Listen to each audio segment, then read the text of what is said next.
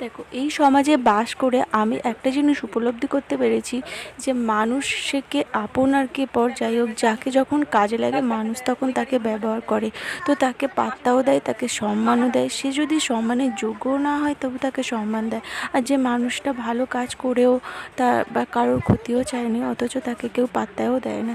সে যাই হোক, সেটা আমার নিজের অনুভূতি বা আমার দুঃখটা না হয় বা পুরোটা শেয়ার করলাম তোমাদের সাথে, জাস্ট একটু উপলব্ধিটা শেয়ার করলাম। তো পরে ওটা কোনো ভিডিওতে আমি চেষ্টা করব শেয়ার করতে পারবো কি না জানি না। বাট দেখো, আমরা রেডি হয়ে নিয়েছি, আমি, শাশুড়িমা, বর আর মেয়ে যাচ্ছি, তো শ্বশুরমশাই যাচ্ছেন না।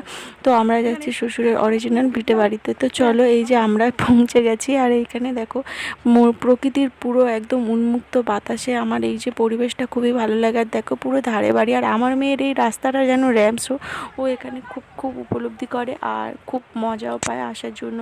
আর তো দেখো, আমরা একটু সন্ধ্যের একটু আগেই বেরিয়েছি, একটু দুপুর আগেই বেরিয়েছি। তো তারপরে দেখো, এইখানে আরও একটা জায়ের বাড়িতে চলে এসেছি, ওটা একটু মাঠে থেকে একটু দূরে, বাট এদিকেও ফাঁকা রয়েছে, এটাও একটা জায়ের ছেলে। তো এইখানে এসেছি, এসে দিদির কাছ থেকে জাস্ট ড্রেস চেঞ্জ করে নিয়েছি। আর রাতে দেখো, খাওয়া দাওয়ার পরে দেখো, রাতে যেমন আমরা নাইটি পরে অভ্যস্ত, তো দেশের বাড়িতে এসেছি দেখেছি এখন সব জায়গায় অ্যাভেলেবেল। তোমরা নিশ্চয়ই জানো গ্রাম কি আর শহর কি, লোকে এটা ভাবে যে এখানে এই পরতে নেই ওই পরতে নেই না। তো তার পরের দিন সকালে আমি উঠে দেখো, বাচ্চাদের নিয়ে আমার মেয়ে এতভাবে ব্যস্ত, দেখতেই পাচ্ছ কেন এখানে আনন্দ পায়। আর আমিও তো এখানে বাচ্চাদের সঙ্গেই আমার যেন অনেকটা সময় কেটে যায়। আর এই যে দেখো, এই যে রাস্তাঘাটগুলো তোমরা দেখলেই বুঝতে পারছো যে দুদিকেই শুধু, চারিদিকে শুধু পুকুর আর পুকুর। তো যাই হোক, আমার বাপের বাড়ি তো এরকম কিছুটা রয়েছে, তবে এতটা না, এখানে আরও উপলব্ধি করতে পারি। আর এই যে দেখো, এত ঘন ঘন পুকুর, তো সত্যি মানে জলের অভাব হয়তো নেই, মানে পুকুরের জল তো অনেকটা নোংরাও হয়েছে, কিন্তু একটা ঠান্ডা মনোরম পরিবেশ রয়েছে। আর দেখো, আমি যা হোক করে আজকে অনেক কষ্টে মানে স্নানটা সেরেছি, মানে পুকুরেই স্নানটা সেরেছি। আর এই যে দেখো, আমরা, দিদি তো শাড়ি টাড়ি ভাঁজ করে দিয়ে গুছিয়ে রেখেছিলো, তারপর আবার বের করে দিয়েছে।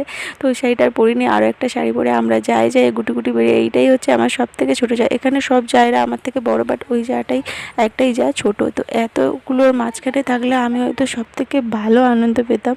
তো যাই হোক, ভাগ্যদোষে আমি ওখানে একাই পড়ে গেছি। আর এই যে দেখুন, এই যে পিসিমাটা মারা গেছেন বলে এখানে এসেছি, তো এনাকে যখন উনি মানে জীবিত ছিলেন তখন আমার দেখা হয়নি, মানে একটাই কারণে, আমরা তখন ততটা এদিকে আসিনি। আর আমার বিয়ে হয়েছে মোটে 7 বছর, তো তার মধ্যে হয়তো জোর আমি 4বার এসেছি, তা অনুষ্ঠান পড়াতে। আর এও একটা পিসি শাশুড়ি, মেজো পিসি শাশুড়ি আর ছোটো পিসি শাশুড়ি, মানে 3টে শাশুড়ি। তো উনি একজন মারা গেছেন। আর তারপরে দেখো, ফাইনালি আমরা খাওয়া দাওয়া সেরে নিয়েছি, জায়েদের সাথে হেঁটে হেঁটে তো এসেছি। তারপর যাওয়ার সময় দেখো, আর পারছি না যেতে, তো বর বললো দাঁড়াও, একসাথে আমরা গাড়িতে চলে যাব। তো আর একটা দাদার জন্য ওয়েট করছিলাম। আর তারপর ফাইনালি দেখো, এসে আমি বিকেল দেখো জামাটা ছেড়ে রেখে দিয়েছিলাম, আবার রেডি হয়ে নিয়েছিলাম বাড়িতে চলে আসার জন্য, কিন্তু আমাদের কিন্তু যাওয়া হয়নি। আমি এদিক ওদিকে একটু ফটো তুলে নিচ্ছিলাম, যে বর বলছিল একটু বেলাতে, একটু রোদটা আরও পড়ে যায়, একটু সন্ধে বেরোবো, বাড়িতেই যাব, তো অত চিন্তা কিসের। তো তার জন্য আমি ভাবলাম ঠিক আছে, একটু বলে আমি জামা কাপড় পুরো রেডি হয়েছিলাম। আর এদিক ওদিক দেখো, ঘুরে করে একটু ফটো তুলে, সত্যি এই জায়গাটায় আসলে শুধু মনে হয় ফোন নিয়ে ফটো তুলি। তো যাই হোক, প্রকৃতির ফটো, তো প্রকৃতির ফটো সবসময় এরকমভাবে উন্মুক্তভাবে আমি ফটো তুলতে পারি না, এখানে আসলে অনেকটাই তুলতে পারি। আর এই যে দেখো, আখ গাছ ছিল, আর এখানে আসলে আমি একটা জিনিস খুব মজা করে খাই, সেটা হচ্ছে আখ। তো মানে দাদারা এখানে ছিল না, মাঠের কাজে গেছিলো, তো আমি বললাম তুমিই কেটে দাও, তা না হলে দাদা এখান থেকে কেটে দিত। তো উনি ওই জন্য একটা আখ কাটতে চলে গেছে, উনিও ভয়ে ভয়ে কাটছে, কেননা দেখো যার যেটা হাতে মানায়, উনি তো সেরকমভাবে এটা কেটে অভ্যস্ত নয়। তো যাই হোক, আমি এই ফিলটা না মামার বাড়িতে খুব করতাম, আখ খাওয়ার জন্য মামার বাড়িতে যেতাম, মামাদের বাড়িতে এত আখের বাগান ছিল না। তো আমিও ভাবি আমার বাড়িতে বসাবো, কিন্তু আবার বর শুধু বলে জঙ্গল হয়ে যাবে, জানি না কবে বসাতে পারবো। দেখো, আমাদের আর বাড়ি আসা হয়নি, ওখানে ছিলাম। আর তারপরে দেখো, ওই দাদার ছেলে একটা আজকে নতুন গাড়ি কিনেছে, তো তারপরে তার জন্য দেখো সবাইকে মিষ্টিমুখ করাচ্ছে। আর এই যে খোলা আকাশে না, এইখানে একটু বসে থাকাটাও বেশ আনন্দের। তো আমার বর সেই জন্য আর বাড়ি ফিরতেই চাইলো না। তো যাই হোক, থেকে গেছিলাম, আরও একটা সেই দিদিদের বাড়িতে চলে এসছে। আজকে আমরা দুপুরবেলা দিদিরা ঘর ছেড়ে দিয়ে ওনারা উপরে গিয়ে শুয়েছে, আর আমাদের এইখানে ঘুমোতে দিয়েছে। আর দেখো, তারপরের দিন সকাল উঠে গেছে। সকালবেলায় দেখো জানলাটা খুলতে পুকুরের হাওয়া, যেটা কিনা আমার বাপের বাড়িতে রয়েছে, সে যাই হোক একটা আলাদা অনুভূতি, এটা আমার খুবই ভালো লাগে, এটা এখন আমি যেখানে থাকি ওখানে নেই।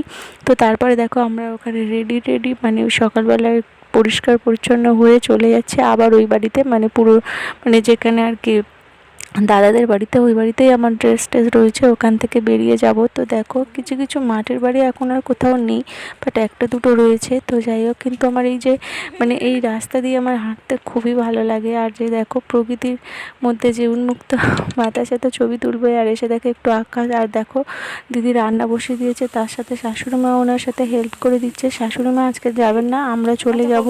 তো যেহেতু মেয়ের স্কুল রয়েছে, ওর ডিউটিও রয়েছে, তো দিদি এসে দেখছি সকাল সকাল রান্না বসিয়ে দিয়েছে। তো সকালে ভাত খেতে তেমন ভালো লাগে না, কিন্তু উনি বসিয়ে দিয়েছে আশা করে। তো তারপরে খাওয়া দাওয়া সেরে আমরা ফাইনালি চলে এসেছি। আর চলে আসার পরে এইবারে শুরু জামা কাপড় কাচার পালা।